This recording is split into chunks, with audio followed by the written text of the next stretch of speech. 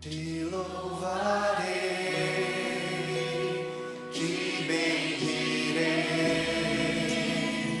continuamente.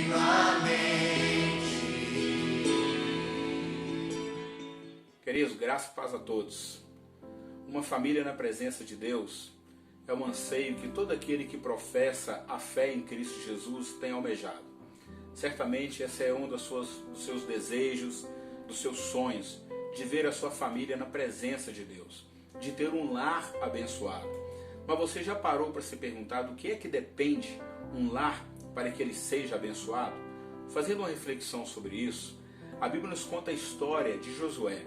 Josué, quando estava prestes a tomar posse de Canaã, ele reuniu todo o povo de Israel e ali começou a fazer um resumo de tudo o que havia acontecido com seus antepassados.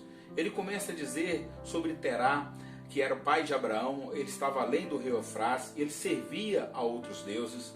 Ele começa a falar do chamado de Abraão, depois ele fala de Jacó, quando Jacó vai para o Egito, do período que o povo ficou ali na escravidão e do livramento que eles tiveram por parte de Deus, quando Deus levantou Moisés e Arão e foi ao Egito para libertar o povo. Então, quando ele reúne com o povo de Israel, ele vai contando para aquelas pessoas, relembrando a eles todas as maravilhas que a nação de Israel experimentou por parte de Deus durante a sua peregrinação no deserto. E agora era o momento de tomar posse da terra prometida. Mas havia ao redor também naquela terra outros povos que serviam outros deuses, pessoas que eram envolvidas pela idolatria. Então Josué, reunido com o povo de Israel, ele diz assim no capítulo 24, a partir do versículo 14: Agora, pois, temei ao Senhor e serve-o com integridade e com fidelidade. Deitai fora os deuses aos quais serviram vossos pais da além do Eufrates e no Egito, e serve ao Senhor. Porém, se vos parece mal servir ao Senhor, escolhei hoje a quem servais, se aos deuses a quem serviram vossos pais, que estavam da além do Eufrates, ou aos deuses dos amorreus, em cuja terra habitais. Eu e minha casa serviremos ao Senhor. Olha para você ver.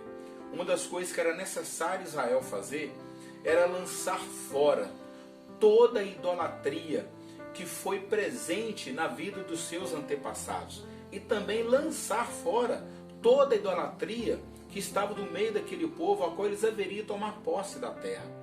E quando Josué faz um convite ao povo, decide hoje, se vos parece mal servir ao Senhor, e vocês querem escolher a servir aos deuses dessa terra, desses povos que nós vamos tomar posse, eu e minha casa, porém, serviremos ao Senhor.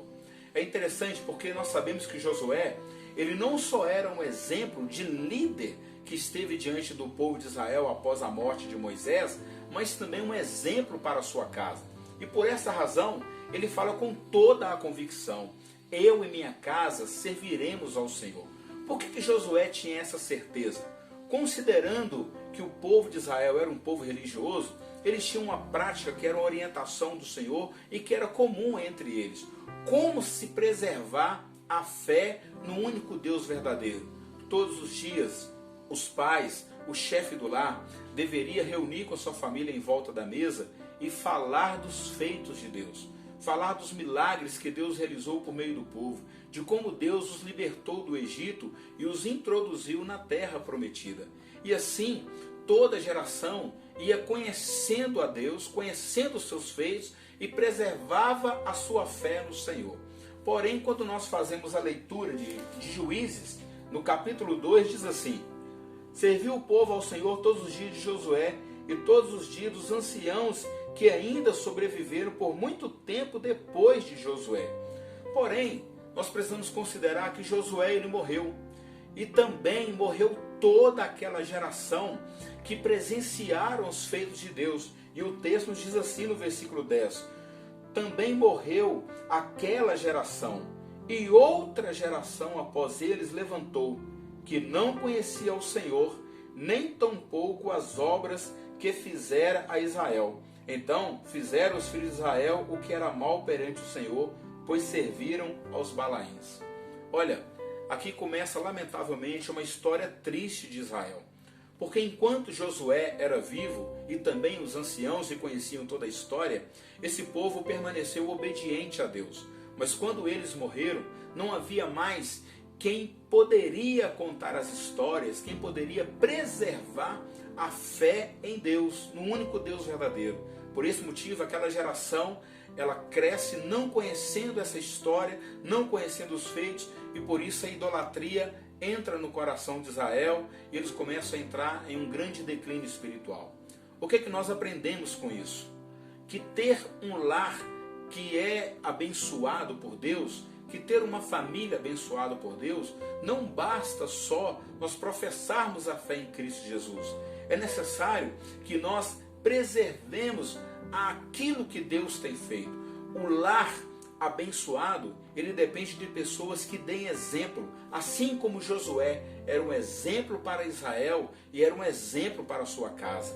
Um lar, para ser abençoado, é necessário que as pessoas responsáveis por ele se reúnam em volta da mesa e contam das maravilhas de Deus. E tudo aquilo que nós devemos saber a respeito de Deus está nas suas escrituras, está em tudo aquilo que ele nos deixou para que nós possamos ter uma vida instruída pelo Espírito Santo de Deus. Mas para isso é necessário falar, é necessário compartilhar. Não basta apenas desejarmos que a nossa casa seja abençoada. É necessário que nós façamos como Josué, de termos essa certeza: eu e minha casa serviremos ao Senhor. Por que serviremos ao Senhor? Porque nós vamos falar dos feitos de Deus, nós vamos falar de quem é Deus, nós vamos expor as Escrituras, para que assim o nosso lar possa ter uma submissão a Deus, conforme aquilo que a sua palavra nos ensina. Caso contrário, vai acontecer com nós como aconteceu com o povo de Israel, que não conhecia a história, se desviar da presença do Senhor. Eu quero encorajar você, à luz das Escrituras, a realmente assumir uma responsabilidade com o seu lar. Não só ter o desejo de que ele seja abençoado, mas também de compartilhar com a sua família de quem é Deus, do que é que Deus pode fazer, do amor que ele provou por todos nós na cruz do Calvário. Deus abençoe a sua vida, a sua casa e a sua família.